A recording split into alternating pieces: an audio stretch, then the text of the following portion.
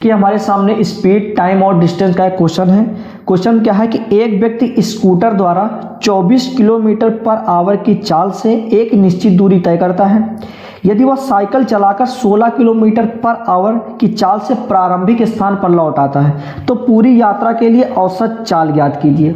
देखिए, सबसे पहले क्वेश्चन की लैंग्वेज समझते हैं। क्या है कि एक निश्चित डिस्टेंस है, कोई एक दूरी है। सबसे पहले ये क्या करता है, कार या फिर बाइक से 64 किलोमीटर पर आवर के स्पीड से जाता है।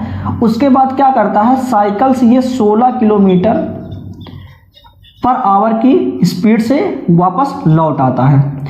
तो हमें इन टोटल पूरे उसके आने और जाने में उसके औसत चाल को बताना है। देखिए, औसत चाल क्या होता है कि कुल दूरी बटे देखिए एवरेज स्पीड क्या होता है कि total distance upon total time, कुल दूरी बटे कुल समय।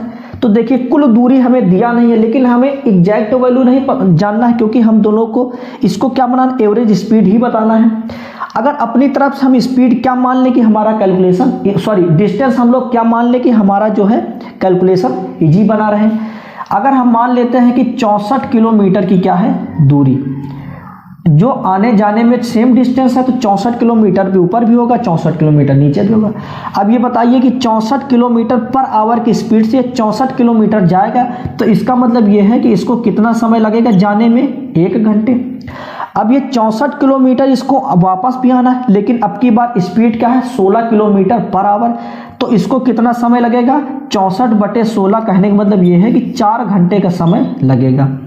अब देखिए, टोटल डिस्टेंस कितना है, 64 किलोमीटर जाता है, 64 किलोमीटर वापस आता है, तो टोटल डिस्टेंस कितनी है, 128 किलोमीटर।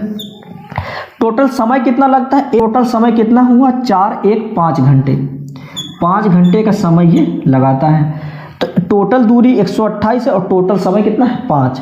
इसको कैंसिल करते हैं, कितने बार जाएगा, 5 1 5 और 5 दूनी 10, 2 बचेगा, फिर 5 5 25। उसके बाद 3 बचेगा, फिर 6 बार जाएगा। कहने का मतलब यह है कि दशमलव लगाने के बाद ये कितने बार जाएगा, 6 बार। तो 25.6 किलोमीटर पर आवर इसकी क्या होगी, औसत चाल।